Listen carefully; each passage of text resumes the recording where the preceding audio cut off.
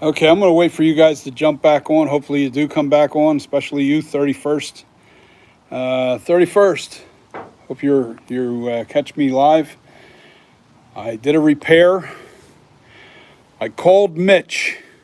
I actually spoke to Mitch on the phone at Brick in the Yard. And he basically told me, because this takes a while for this to cure, this urethane, he basically told me that it isn't cured enough yet, so I could actually make a putty out of the rubber. See, see how it's kind of dry? Told me to mix it nice and dry and make it literally into like a putty, all right, with the polyfiber. And then fill the hole, and we filled the hole, and I even added a little extra. Now, how I filled this hole was I stuck the face part back into the mold, all right? And you see right by this ear, once I had the mask back into the mold, I was able to fill this gap really nice and smooth it in really good, and it kept it to the shape of the ear. And I didn't put the back half on, just the front half. Put that in, and I was able to sculpt into the sculpt it, and I went around the ear and I shaped it round here. Now, once this is hardened, I will sand this and make it smooth. I will make that smooth. And I also fixed this side of the ear clef. All right, right there. I did some work to that and rounded that out the way it's supposed to be, and then smoothed it out. And I made it with the same rubber. He said that the best thing that will stick to this is the exact same product, but he said once it cures, then it won't really work too good. But we're not even near curing. This is not even near curing, so I'll be able to fix this with no problem. Once this hardens, I'll be able to sand that down, and I've actually filled the gap. And this is going to be awesome, man. It's a shame you guys didn't jump back on with me, catching this live. But I was able to fix this, and I had to move fast because he said don't let it cure any longer than it has, because it's been out here all night. He says get that filled immediately. So I didn't pussyfoot around. I had to get the what do you call it? I had to get this stuff put in here immediately. So I did. It's repaired, and I can't wait to see if it sticks. Hopefully it sticks real good, and I'll be able to sand that down, and we'll see what happens. Yes, we will. We will see what happens. And let me see. You get a better look at it. Yeah, it's a little clumpy and lumpy, but I really shoved it in there tight, so there shouldn't be any air pockets in there when I go to sand it down. And even if there's a little bit of air pockets, I can fix that with the mold. Once the mold's made, I can fix that with the mold. So, ain't no big deal. So I'm actually very happy with it. And this is the Night Creeper 78.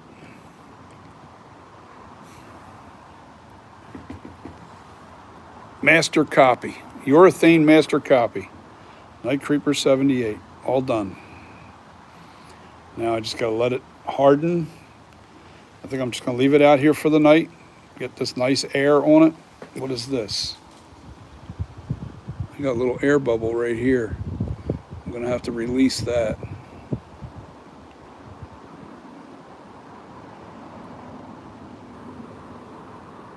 Soft spot. Might have to inject something in there. That ain't good. Well, once it cures and hot and it's, it looks like a little air bubble. It's trying to pop, sticking out a little bit. Yeah, once this cures, I'll go over this thing really good just to see any kind of weaks. Yeah, see, it's bulging out again. So I'm gonna have to release that air that's in there. That's no big deal. Need a pin.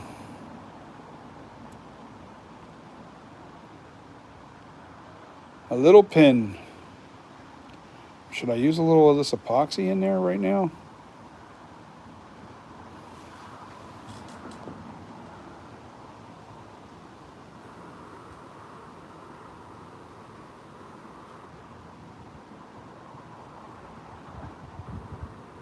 It's really weird.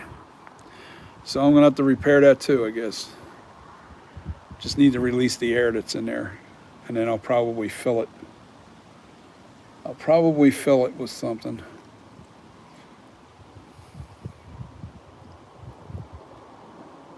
Yeah, maybe I'll just inject it with something. I'll pop the air out and I'll inject it with my, with some silicone, and then push it where it needs to be. Yeah, that's not, it's not liquidy enough to fill that hole. It's not a hole, it's a bubble. It's a bubble right here. See it? That's really weird. That is weird. That's the first time that ever happened to me. But it's very soft. There's a spot here that's very, very, like, you know, there's barely anything there. So I don't know why that's bulging out. It's trapped air. I don't know. We're going to find out, though, because I'm going to release it in a minute. I got to go get a needle. All right, I'm going to end the video. You saw the repair, and now I got another little tiny repair. Jesus, I thought I did perfect on this thing. I guess I didn't, but that's okay. Little things can be fixed. So, little things can be fixed. And you know, second thought, no, because I'm liable to really damage that more. I can fix that with the mold process. Once the mold is made and there's that little bump there, I'll just fill that. Now that'll be inverted on the sculpture. There'll be a dent in the mold. All I have to do is put a little plaster in that hole. You know, that'll be concaved into the plaster, and that's okay. Oh yeah, I might have to open that up somewhere down the road anyway, but we will take one step at a time here. I'm completely out of the rubber, so I can't do anything with that. It has to be with something else. I'll figure it out. Oh yeah, it's always something, ain't it?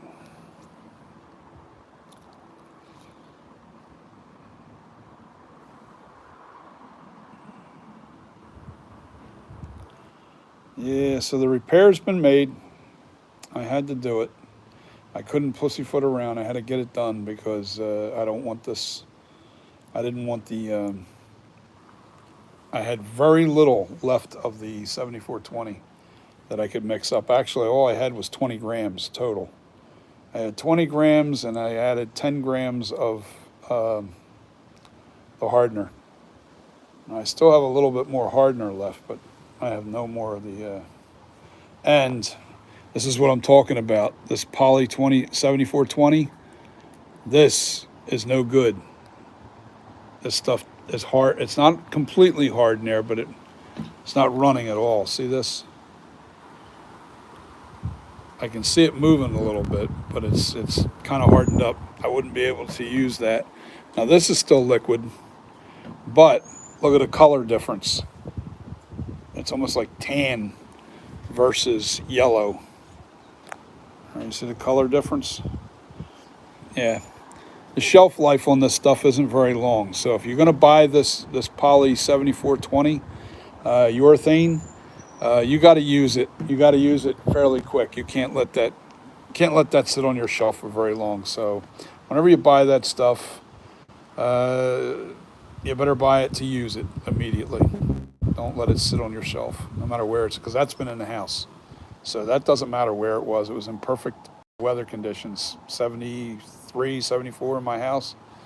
In the winter, in the summer, I keep it up around 74, the air conditioner. And wintertime, I keep it roughly around 69, 68, somewhere around there. So anyway, yeah, perfect conditions, and it still went bad on me. And I bought that stuff last summer, so that gives you an idea of how long you have. Maybe 5 months of shelf life if you're lucky. But one way or the other, it's done. It's the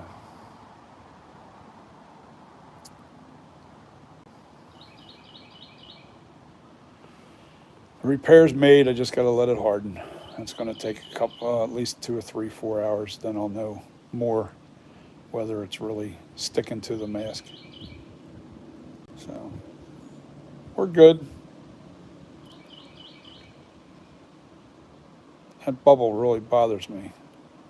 Makes me want to repair it, but I have no way to repair it. I don't have any more rubber left, so I think the way I'm going to repair that is the mold itself. Yeah. I'll always have to do that now. That's a pain in the ass, but I'll know in the jawline. I'll see that divot. You'll feel it. I just fill it with concrete. That's all. You just fill that little spot with a little bit of mortar. Not concrete. I call it concrete. It's stone. It's plaster. It's actually plaster. It's Ultra Cal 30, but the stuff is just as dense and hard as a really fine mortar. So anyway, I did repair it. Who's on with me? Say hello so I can know who I'm talking to, because I can tell you I had to repair this thing. Say hello, guys. Let me know who's on. And I'll explain the whole thing again, what I just did. I had to mix up some polyfiber and some leftover rubber that I still had some left in the containers. I called Mitch at Brick in the Yard, and he told me, because this isn't completely cured yet, that as long as I made a really thick consistency, I'll show you. See what I did? Made it almost into a paste. All right, and I was able to repair the ear. What's up, Steve? So I was able to repair this ear where there was a big hole right in the back of this ear, and I was able to repair it. And how I repaired it was I stuck it back into the mold, the face down. All right, and then you see where the ear is. You see where the ear is? I filled it, and I was able to flush it, like get it nice and flush with my fingers. I did it with my fingers. What's up? That mask looking great. Yeah, it's good, man. It's on the money. It's on the money. The mold, this master mold, I had some issues with it. I fixed over here. And I made a paste out of the rubber, the urethane rubber, with polyfiber, and Mitch basically told me what to do, and I did it, and it worked. And it's going to have to be smoothed out once it hardens, which is going to be at least 10 hours. I don't know. It's going to be a while. I left this overnight inside the hole, so we'll see. I'm just hoping that it sticks. That's the main thing, is making sure all the stuff stays in there. And then I'll sand it out and make it nice and smooth. You won't even know that ear had a problem. Then I got to sand up the edges here. I got to cut the foam so it's flush. Yeah, It's done. The master copy is finished. I'll be able to really make some nice, there's my logo in here.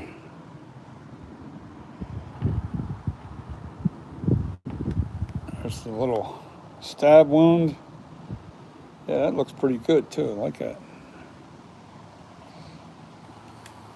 And here's the face. There's the finished urethane master copy. The reason why you make a urethane copy out of your master mold, where the clay was actually in, is so you don't lose the size. Now that's a massive sculpture right there. That's a massive piece, and it's work. It's nice. It turned out nice. So what do we got here? What do we got going on? Steve from the UK.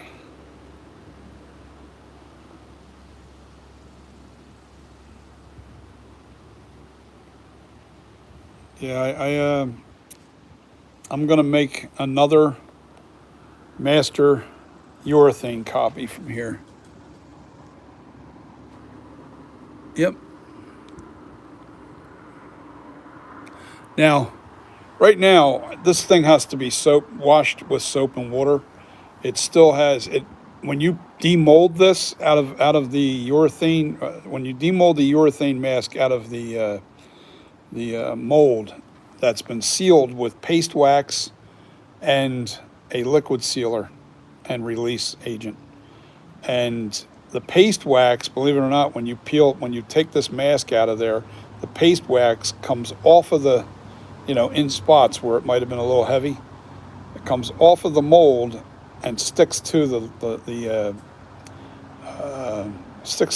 rubber, and you can just rub it. Let me see if I can do it so you can see. We need a spot. Yeah, see it's coming right off with my finger. See how it's balling up? I can't see with my glasses. Cleans right off. So you do it with a little soap and water, and the paste wax is still stuck on there. How you know? You can actually see it's got a green hue to it in color. You see all the little clumps of it sitting on top of that'll all come off. But I can't do nothing until I have this hardened up for me. I have to make sure that this is all back in good shape. Everything else turned out perfect on this master copy. I got a little bubble, which I'm going to repair in another way.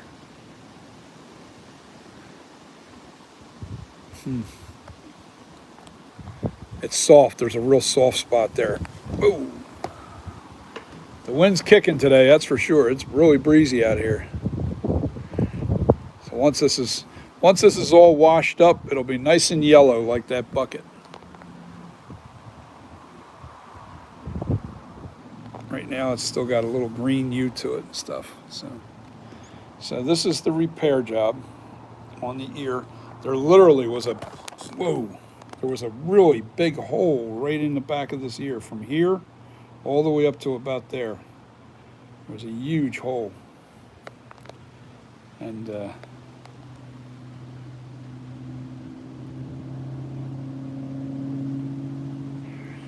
yeah, I'm going to do mohair.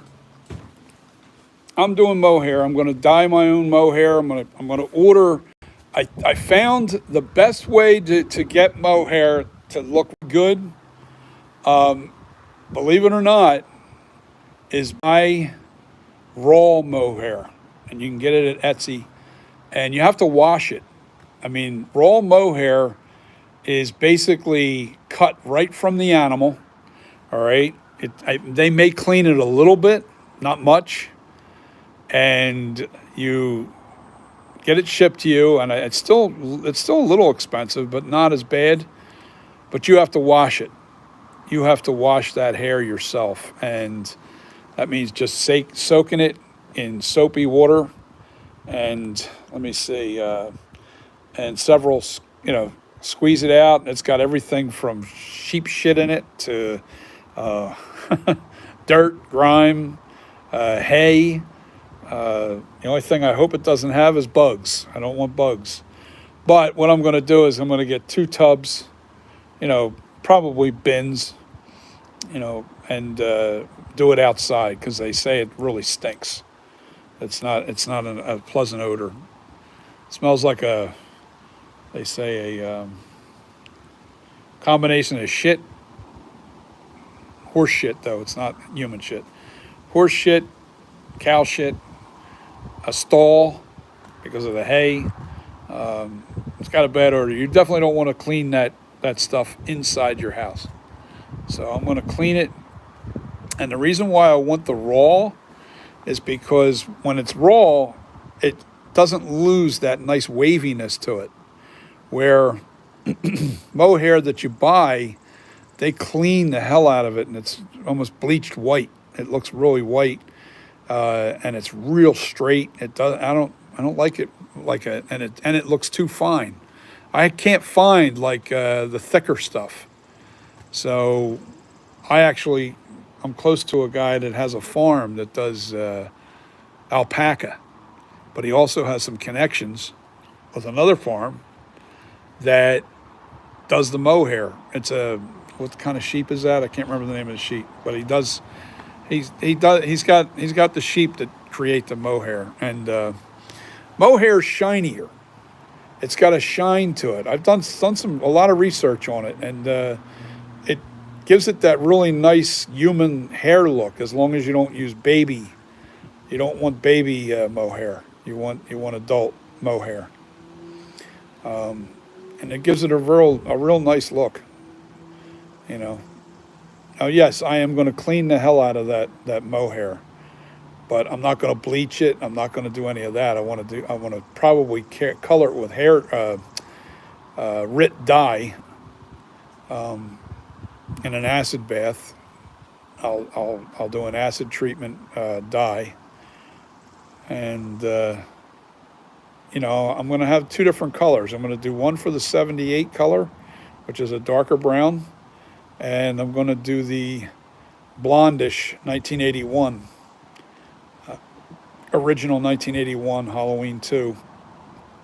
It had those blonde. It had like a blondish look hair. It was brownish blonde. It was dirty blonde. So that's my brother wants that. So he wants the Halloween 1981. That was his favorite one out of the 2 movies. He loved Halloween 2 in the 1981 version where they were in the hospital. He just loved the way Dick Warlock played him. I thought Dick Warlock walked too much like too slow, too zombie-ish. I love the way what's his name? James Courtney or whatever it is. Anyway, he was awesome. He was awesome. I'm lethargic. Plus, I took some pain medications, so I'm a little loopy. But yeah, I love the way he played it, and I love Nick Castle's version. Now, I'm not knocking Dick Warlock. I just thought it was just a little too slow moving, zombie-like. Some people like it, some people don't. I'm a Nick Castle guy. I like the Nick Castle, and the new guy. He was really good. So, any questions, guys?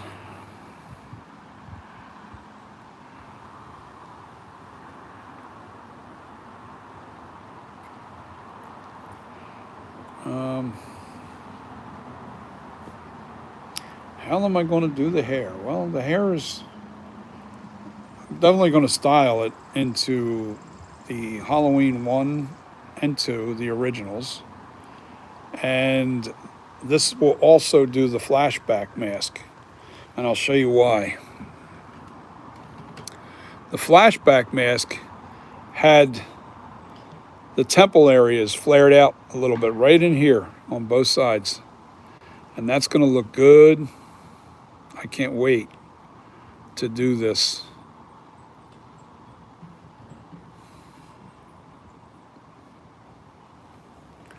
Yeah, that's going to look good. I can't wait to get that done. Yeah, it's a little bit more flared out there, so it should look really good.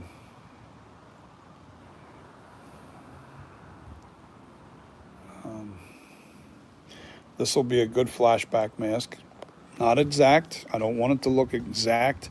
This is still my rendition of Michael Myers. It's called the Night Creeper, and it's made by Custom Corpses. That's what it's an original sculpture. I've taken elements from every classic Michael Myers look. In other words, it's got a little bit of the original 78. It's got a little bit of the 81 because the eye cuts are a little stretched out wider.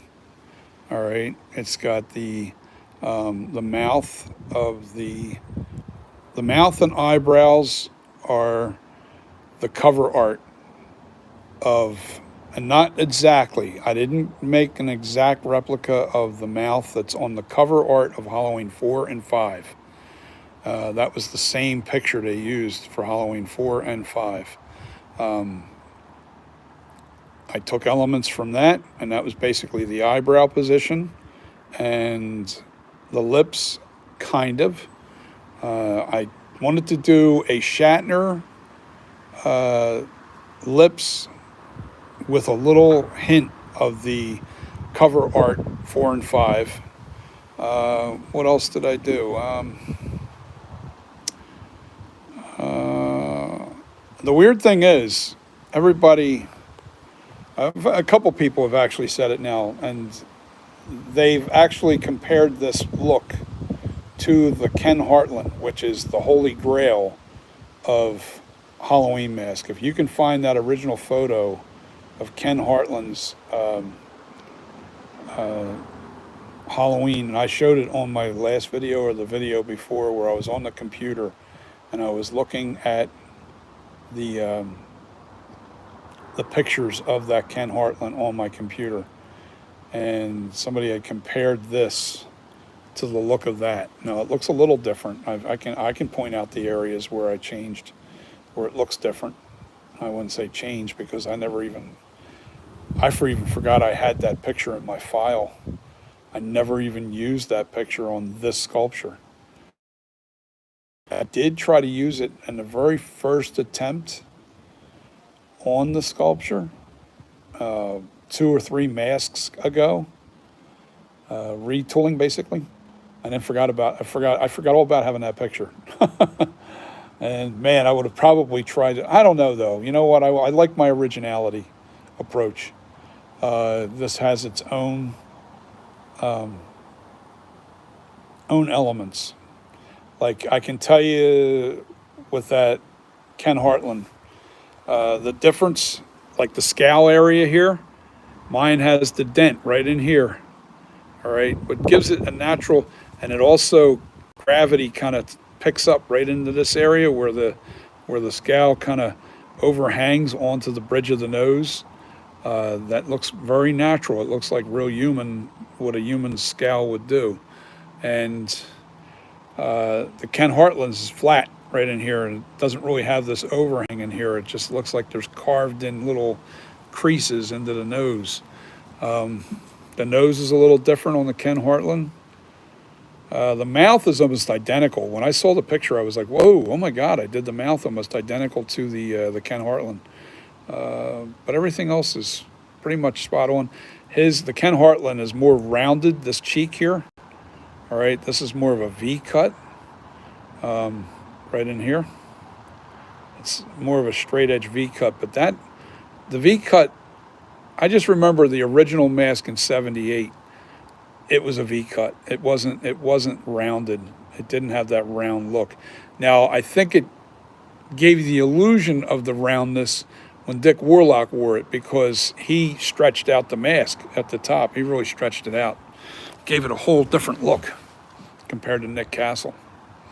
And Nick Castle, the reason why that probably looked V-cut was because when his face was inside this mask, his chin pulled down on the bottom, all right, and it pulled the whole mask down.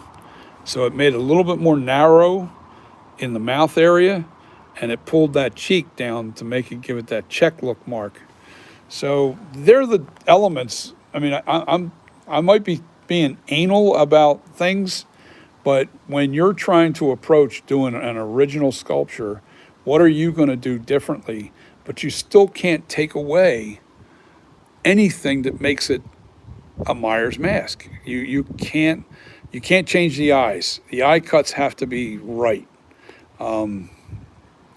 The undercuts under the eyes, they have to be deeper than the overhang, because that's what creates the shadowing. All right. There's all these little things that, as a sculptor and an artist, you better be paying attention to those little details. It's hard enough just to get the head shape right, and then when you start focusing on the details, it's work.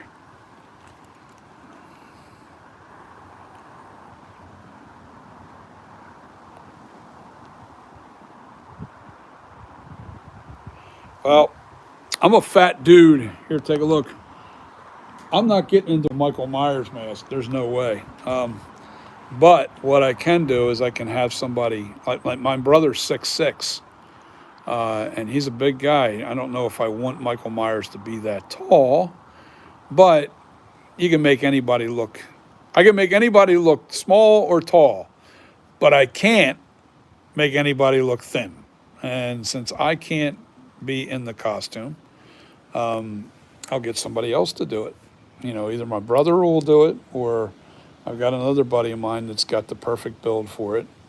And we're actually talking about making videos for YouTube, Michael Myers scary videos, 10-minute shorts, you know, maybe 20-minute shorts, short videos. We're thinking about doing it. My buddy's got all the camera gear, and we can do some really cool short videos of Michael Myers, you know, and it's a learning curve. We'll see how it turns out. I really am a perfectionist when it comes to stuff like that, and I just don't want to, I won't put it out if it's no good, you know, so maybe we'll do some funny ones, maybe we'll do some scary ones, and I think what I want to do is like a scare prank video. That would be cool, but I have to be done these Myers masks. I have to be completely finished making them. And once I have all the versions, then I can do these videos and really build the YouTube channel. That's what I'm planning on doing. And I still want to make masks, but I want to take my time. I'll make some scarecrow masks and some zombie masks and maybe a werewolf, you know, somewhere down the road. But I'm going to take my time with the other masks, and then you know, but I'm trying to get these Michael Myers done. I've got, all right, this version right here is the 78, all right? This is what I'm doing. As you can see on the back of this thing, that is the Night Creeper, Custom Corpses Night Creeper 78. All right, this will also make the 1981, but I'm not going to put 1980 or 81 on the back of that sculpture. No, I'm not going to do that. And this is why. Because the 81 mask was the exact same mask they used in 1978, the original film. It was the exact same mask, only two different people wore it, so it changed the way it looked, and it aged a bit. So what I'm going to do is I'm going to make Halloween 1 and 2 from this sculpture, as well as the 78 flashback. It's all about the paint schemes. The difference in paint scheme is all it is. All right. So I'll get 3 masks out of just this 78. Now I've got the sculpture is it on my table now with nose damage and eye, a little bit of undercut eye damage. and right around the lips, a little bit of damage. The ears are wrecked. So I'm going to go in there, retool it, and fix everything to where it was, where it is here. And then I'm going to age it to look like the Halloween 40. All right, so now that's 4 masks. All right. Then I'm going to do the same process and do the Halloween Kills. That's 5 masks. All right. The 6th mask is going to be ends. All right. We don't know what ends looks like, so I'm not going to try and make a replication until I really know what that looks like and I get some good pictures of that original mask. All right. Then my next plan is to make my version of ends. I'm not going to follow. I want to do an original attempt at the last mask of ends. I've got some good ideas that I want to apply to the mask for my rendition of ends. This won't be a mimic of whatever the mask looks like in Halloween Ends. This is going to be my rendition of Halloween Ends. And after that, I'm done with Michael Myers. I mean, so I have a goal. Most of this is going to be done over the summertime because I have the time. I'm taking off my my regular gig for the entire summer so I can get healthy and work on these masks and focus on them and get them done. How many I have done by September, I don't know. You know, every time something like this happens where you have to fix a mistake, it takes another day. You know, it just takes another day away from you, you know. So my original plan was to have this done April 1st. But because the weather didn't break until almost like the first week of June, even May was awful. We had bad weather in May, you know, so it took forever to get this molded. I'm sorry, you know, I don't work in temperatures 40s, 50s, and even 60-degree temperatures with this type of product. I mean, I can take the cold because I'm a big guy, so, but I don't mind that. It's just that this stuff here does not like cold weather. It doesn't cure right. It doesn't work. So I like 70 plus degrees, you know, and that's the perfect weather for this. And in April and May, we didn't have 70 temps, not here. It was a nightmare. Okay, so what else you got? Yo, what's up? Pipe Master 84.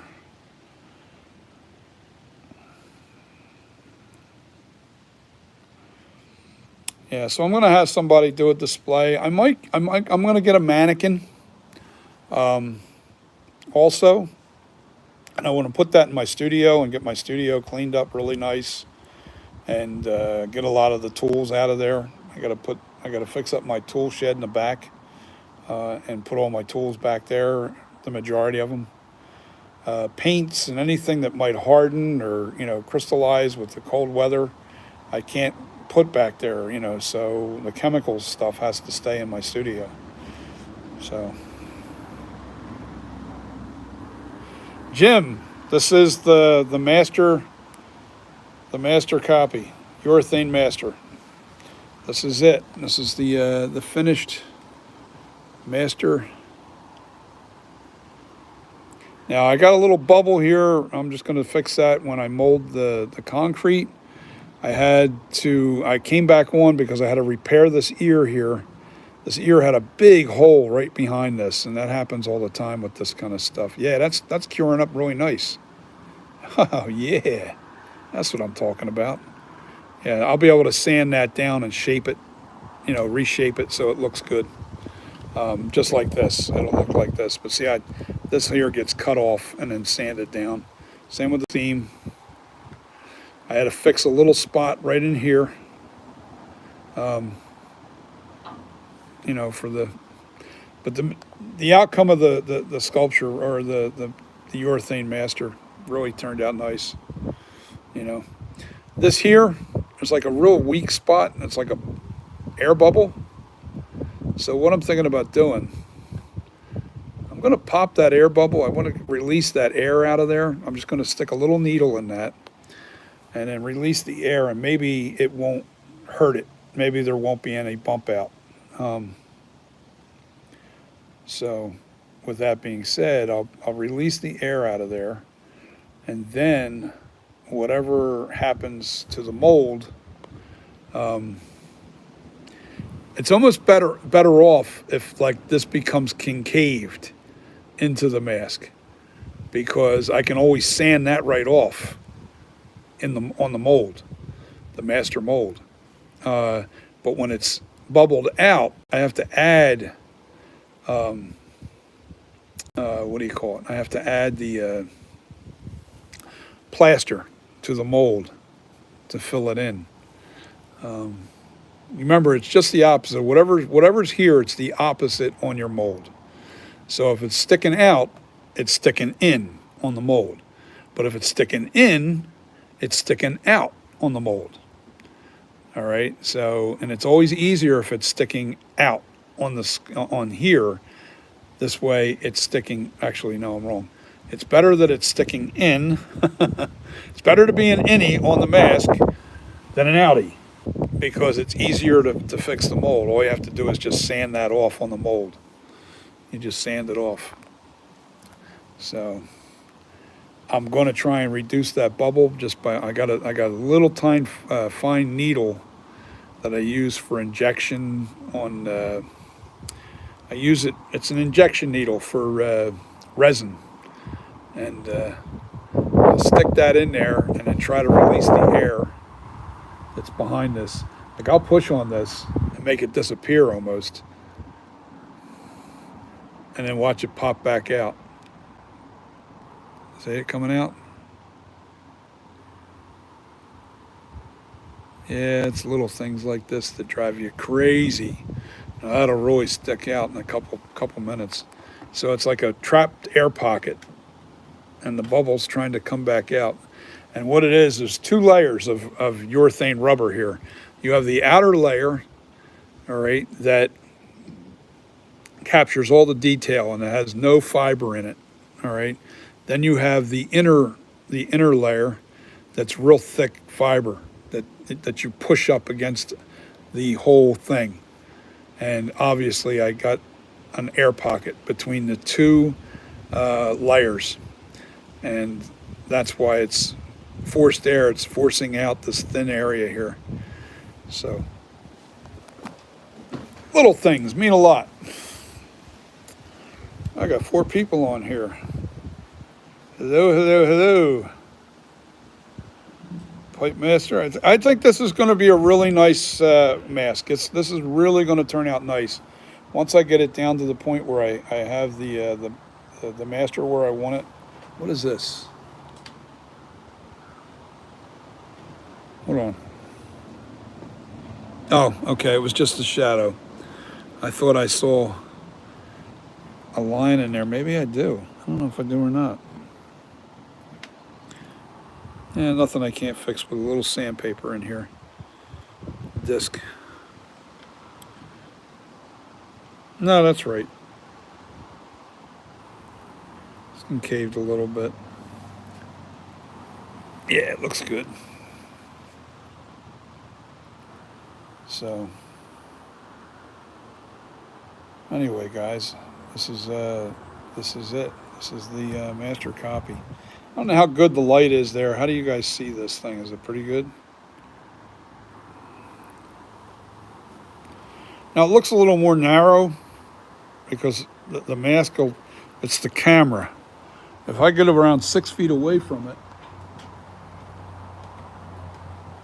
you're seeing the normal size. The closer I get, watch it draw in. Watch it get real skinny looking. See how skinny it gets? That's just the camera doing that. So, anyway,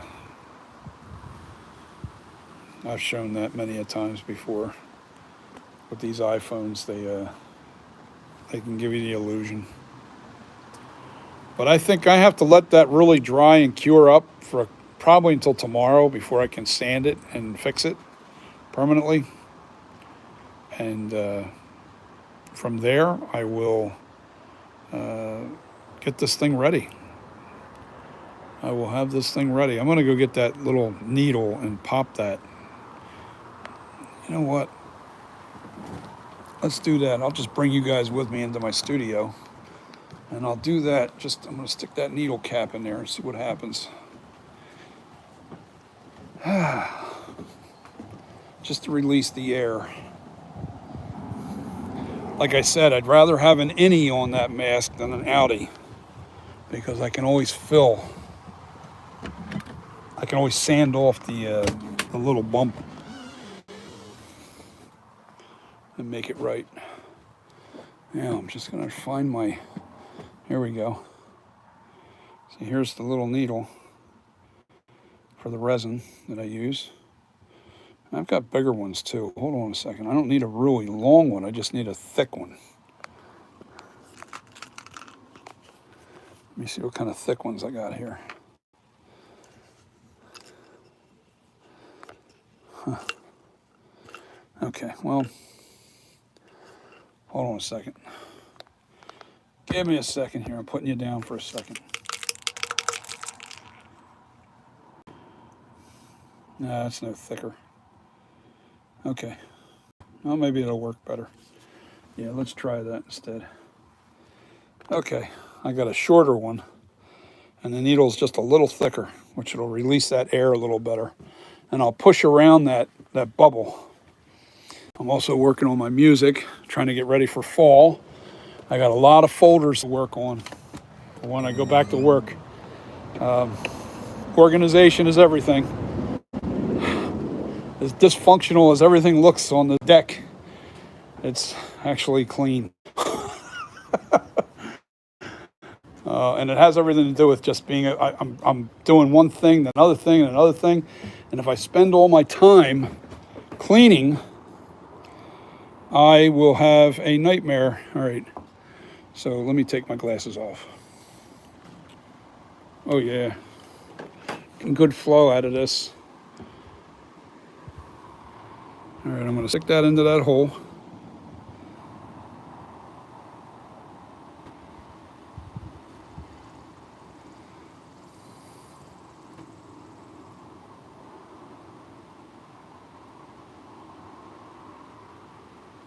Pushing on it. Yep, that bump went down quite a bit.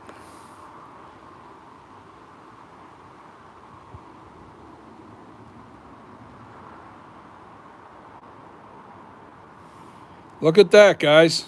I may not have to do anything with this. We'll see.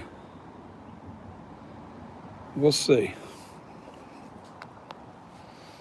Give it a second. Nope, popping back out again. Let's see how far it goes, though. Let's see how far out it goes. It's not really popping out that much. I can still feel just a little tiny bit. Nowhere near as bad as it was. Nowhere near as bad. Man, say hello, guys. I got 6 people on with me right now. Say hello. Don't be scared.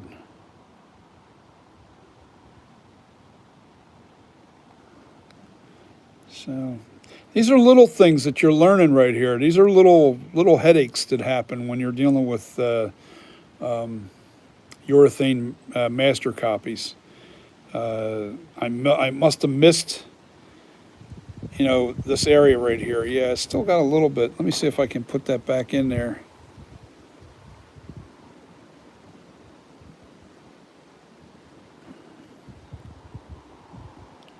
I gotta find that original hole. Hold on. Eyesight's terrible. There we go.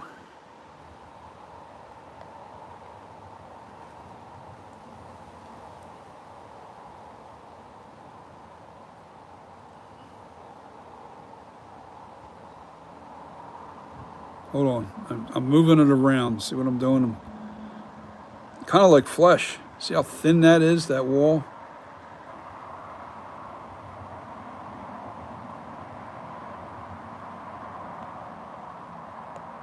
There we go. I forced out all that air that time, I think. I think I got it. I don't care about that little dimple. But I think I got that out of there. Look at that. That bubble ain't coming back either. Well, we'll see.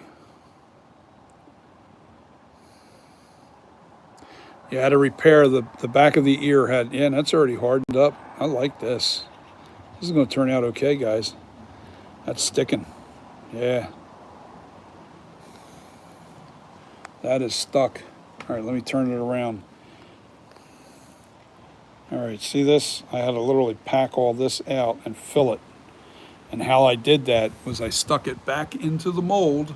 And if you see the right ear, facing you, you see how it's all dirty and mucky from the urethane?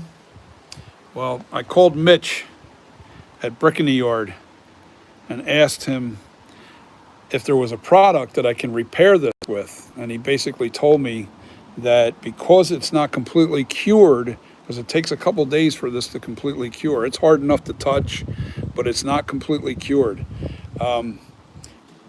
Since it's not completely cured, I can mix up some leftover rubber that I had, and I put a lot of polyurethane fiber into the rubber. And that's what you're supposed to do to make a thicker paste.